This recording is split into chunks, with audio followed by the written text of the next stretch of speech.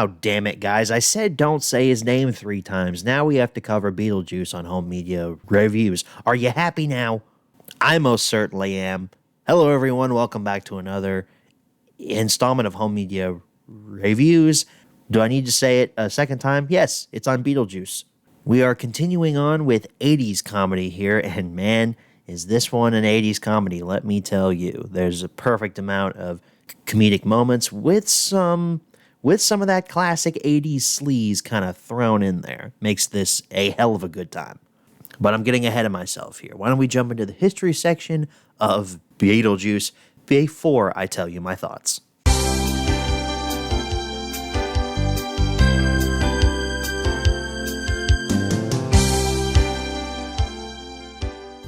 So Beetlejuice hit theaters on March 30th, 1998.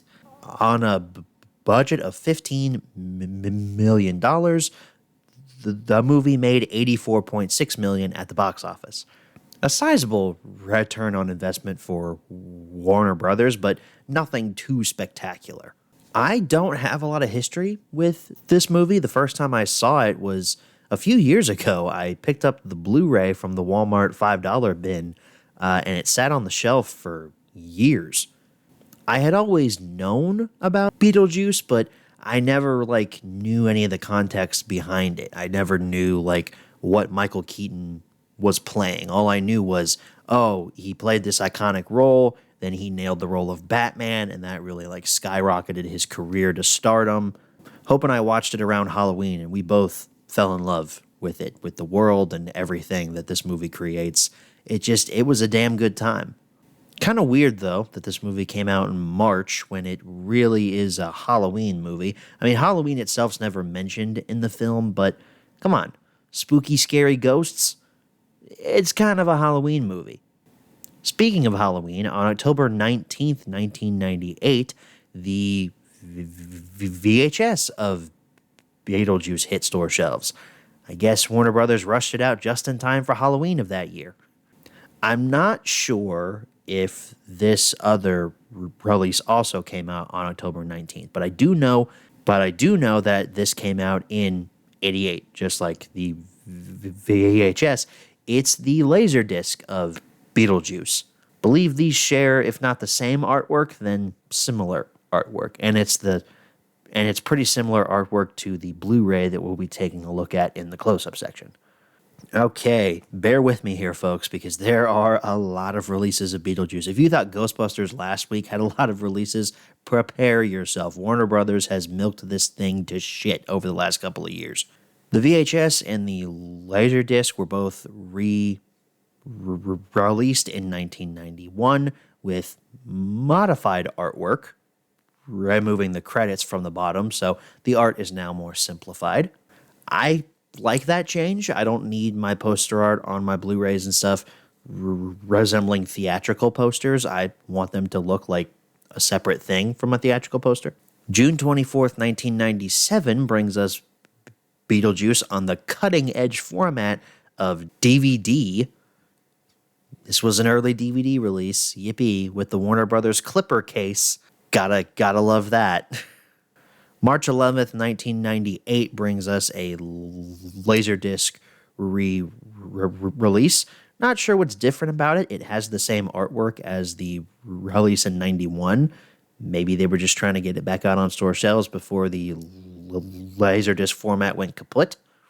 September 29th, 1998 brings us a VHS release, but this one is special because it's no longer a classic slipcase variant. Now we've got a black clamshell case. So, did you guys think that clamshell VHS tapes were more special than your regular slipcase variants?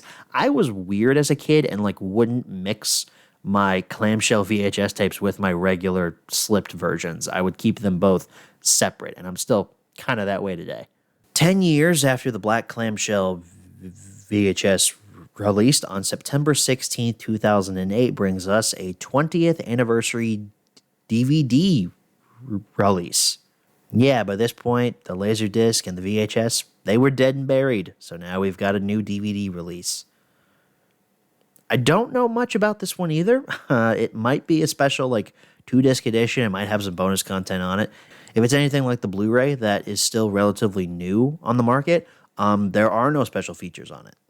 Speaking of that Blu-ray, October 7th, 2008 brings us the first release of Beetlejuice on Blu-ray. They have not changed this master at all, at least from the copy that I picked up a few years ago from the Walmart $5 bin, because it has the same master as the 2008 Blu-ray. There's no menu on it. Spoiler alert for later. And the only bonus features on it are 3 episodes of the Beetlejuice cartoon series that aren't even in 1080p. Okay, now we're getting into reprint central here. Tim Burton triple feature Blu-ray set hit store shelves on May 1st, 2012. This set, of course, included Beetlejuice, Charlie and the Chocolate Factory, and Corpse Bride. There was also a Tim Burton collection Blu-ray set that also released on May 1st, 2012. Now, this included all 3 of the films from the first pack that we talked about, as well as Batman Returns, Mars Attacks, and Pee-wee's Big Adventure. That second set should sound familiar to you because we talked about it last season with Batman from 1989. October 2nd, 2012 brings us a Best Buy exclusive steelbook, artwork of Beetlejuice standing by his own grave. Pretty cool. I don't see this one pop up that often on the secondary market. I wonder if it sold well. July 2nd, 2013 brings us the Best of Warner Brothers 20 film collection DVD comedy set. There is no way that I'm naming every movie that's included in this set, but it of course included Beetlejuice and films like Ace Ventura, The Hangover, and the Goonies. Yeah, they released a whole bunch of these sets back in 2013. There was like an action one, a thriller one, and of course a comedy one. I think we talked about one when we talked about Batman as well. I feel like that one was in like a thriller set, maybe an action one. Oh boy, another multi-pack here to talk about. October 1st, 2013 brings us the 4 film favorites Family Fantasy Collection Blu-ray set. This included Beetlejuice, The Neverending Story, the live-action Scooby-Doo, which was written by James Gunn, surprisingly, and the original and better Willy Wonka and the Chocolate Factory. A year after that, on May 6, 2014, another 4 film favorites Blu-ray set came out. This one themed around Tim Burton again. Of course, it included Beetlejuice, Charlie and the Chocolate Factory, Corpse Bride, and now Sleepy Hollow. I swear I'm not kidding you, but there was another Tim Burton Blu-ray collection in the 4 film favorites line released like a week later on May 13th, 2014. This included Beetlejuice, Pee-wee's Big Adventure, Corpse Bride, and Charlie and the Chocolate Factory. We finally get a little bit of a reprieve for 4 years, but October 2nd, 2018, Beetlejuice returns with a vengeance with VHS retro Blu-ray packaging. This line was fun. I have a couple of these. I think I picked up the Sandlot from this line, as well as Spaceballs. Come on, it's got a little VHS on it. That appeals to everyone from my generation.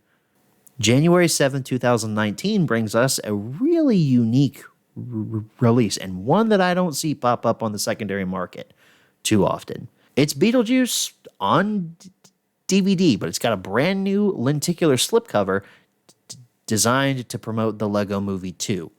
So on one side, you have live action Beetlejuice, but then you tilt it slightly, and the lenticular reveals Lego Beetlejuice. That's pretty cool. They also did this with Batman, so we've kind of talked about this line already, but I really like this. I like that idea. It was a fun thing. I feel like Warner Brothers should bring that back. Or no, I guess Warner Brothers doesn't own the rights to make the Lego movies anymore. Universal now owns those because they made that weird Pharrell Williams biopic.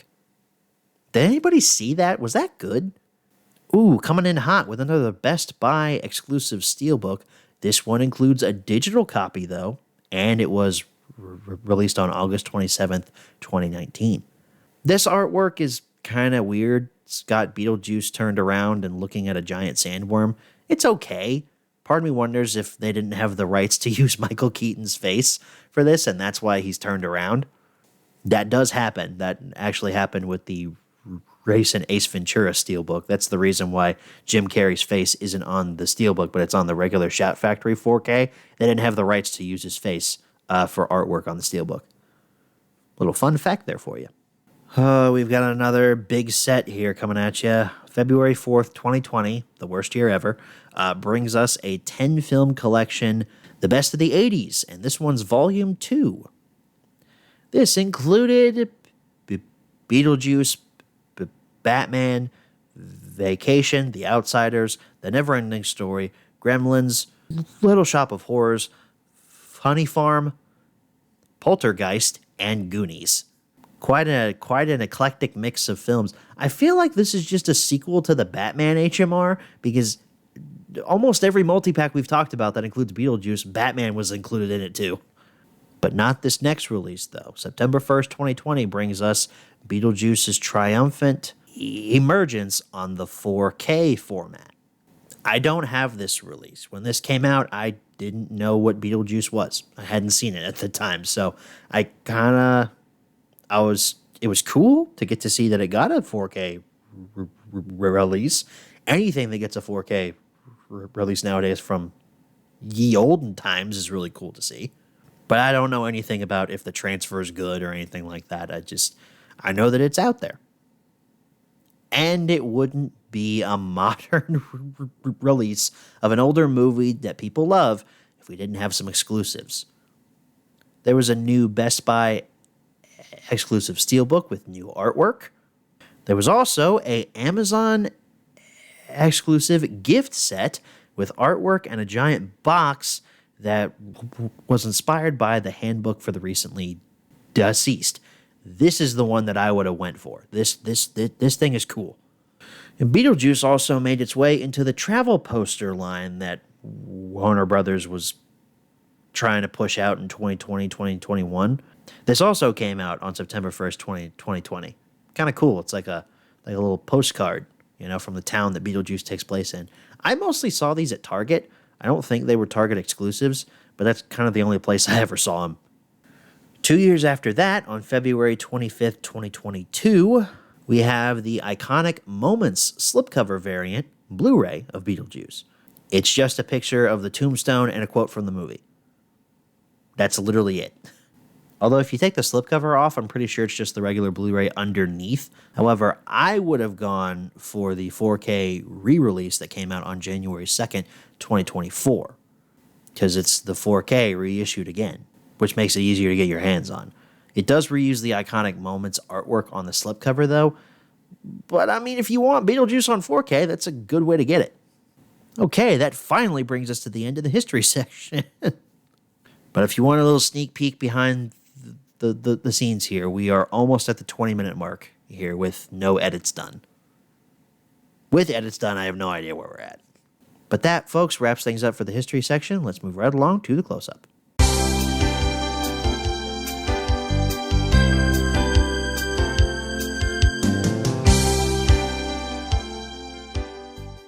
Alright, everyone, here's your close-up look at Beetlejuice.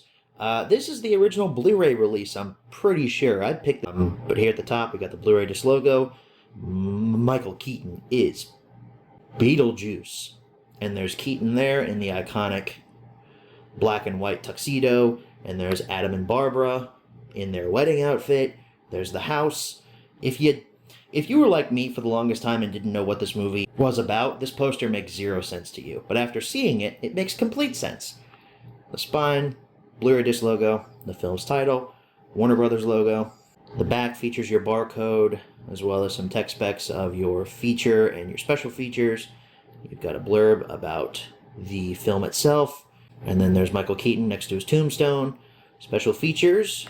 These include 3 episodes from the animated Beetlejuice TV series, and then a music-only audio track, as well as a theatrical trailer. I don't normally read you the special features in this section, but there's so little of them, I thought, why not?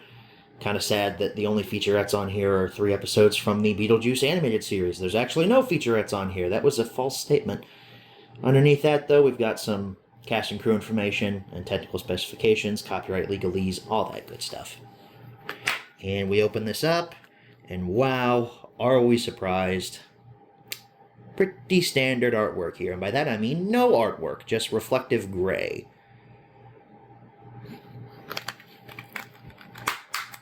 So that wraps up your close-up. Let's move right along to the menu tour. Alright everyone, here's your menu tour for Beetlejuice. As you can see though, there's not much of a menu on this Blu-ray.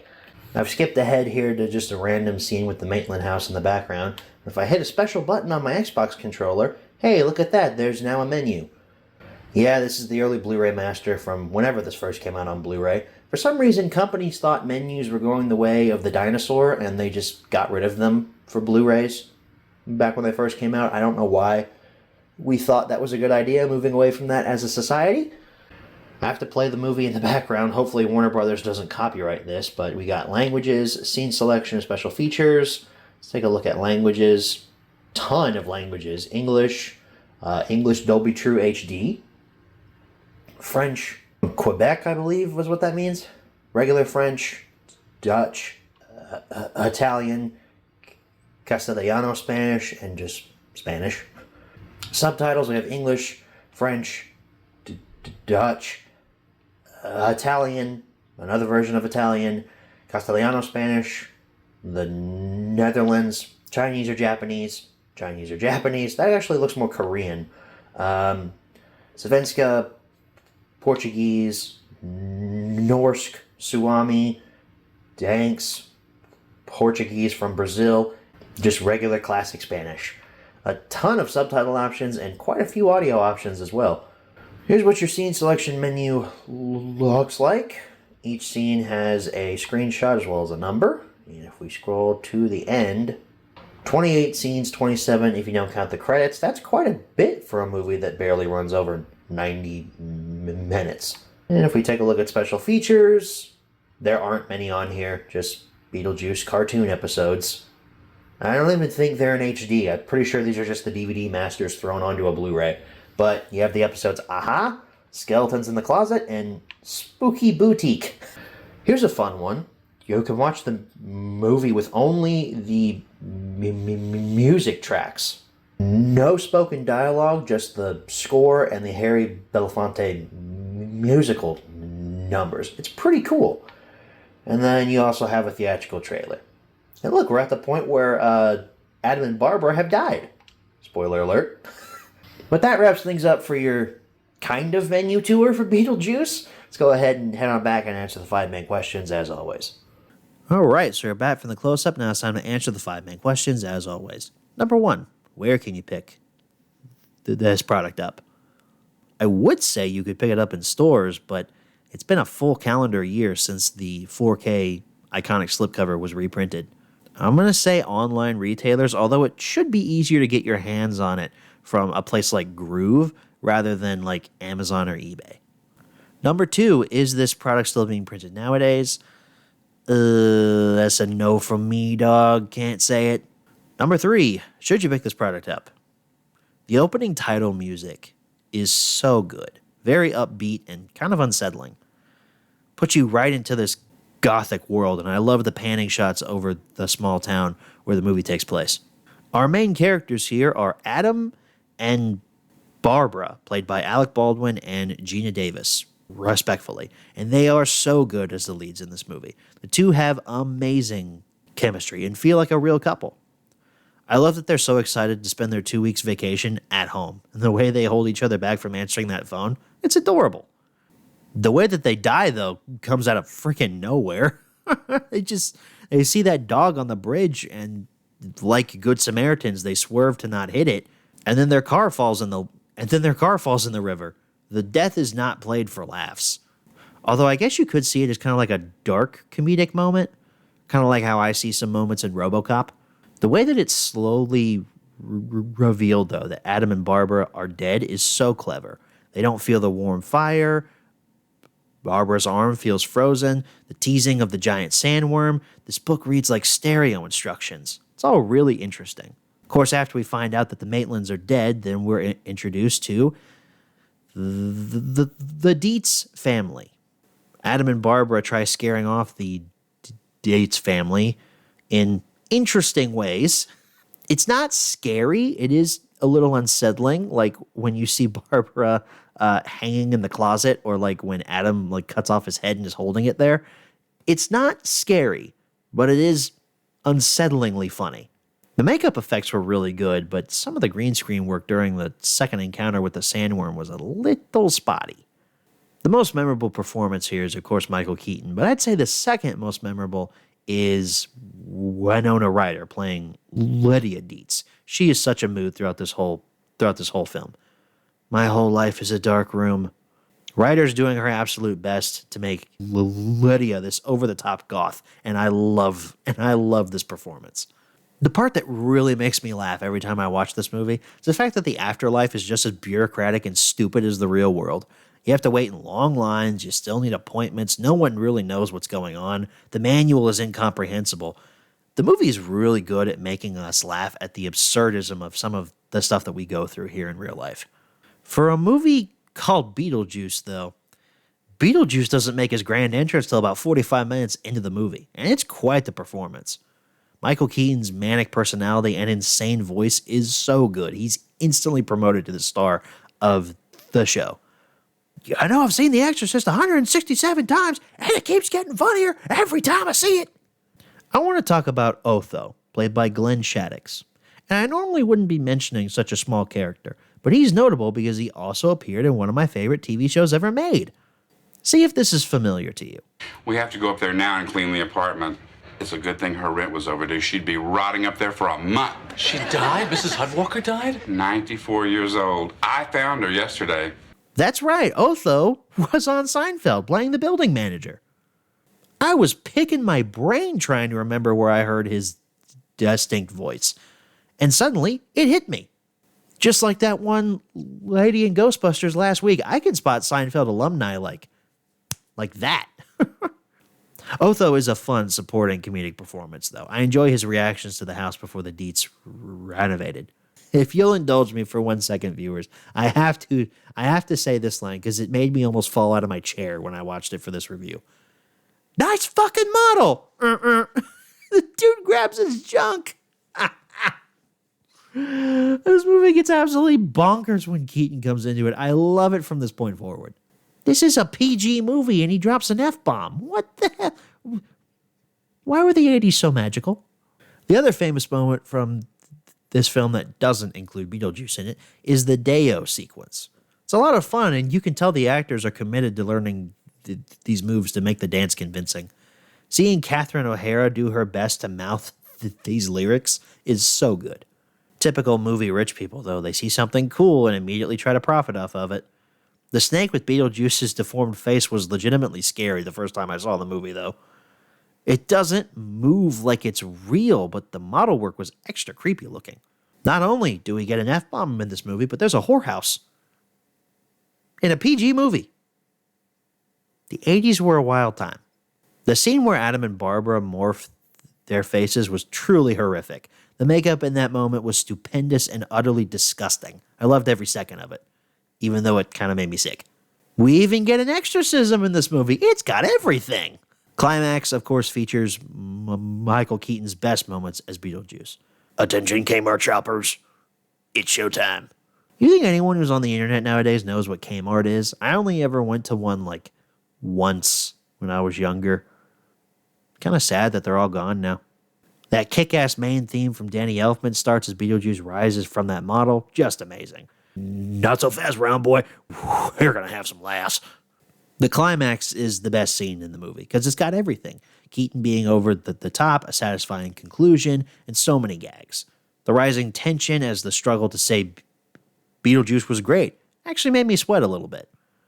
Usually I'd be criticizing the happy-go-lucky ending, how everything ends just so perfectly. But damn it, the movie convinces me this was the best way to go.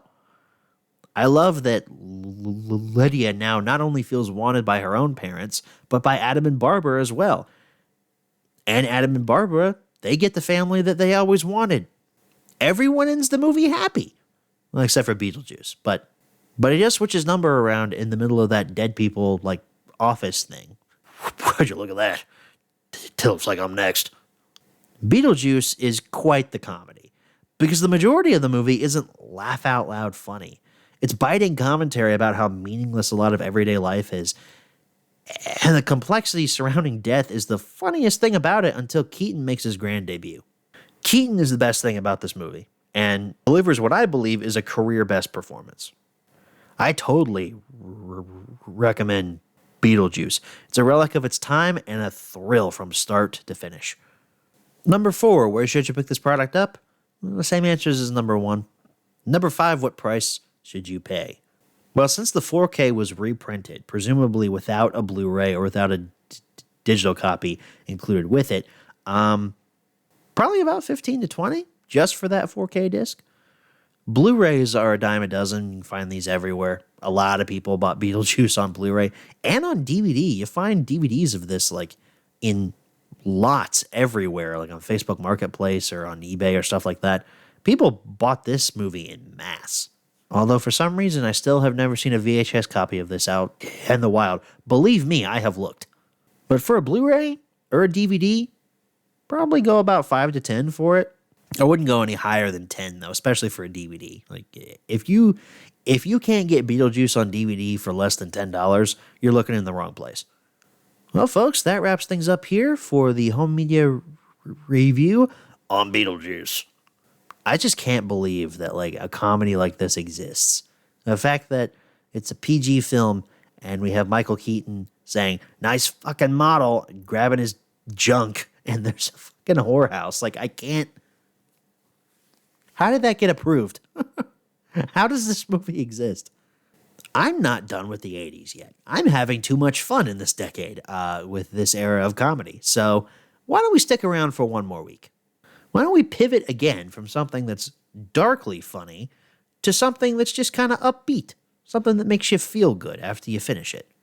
A movie that you perhaps might watch on a day off with your buddy who may or may not be named Ferris. Do you see what I'm getting at here, folks? We're taking a look at Ferris Bueller's Day Off next week. I'm sure Ferris himself would be honored to find out that I'm covering his movie. I hope that you guys are hyped up for that. Thank you all so very much for watching, and I will see you all in the next one. Good night, everybody.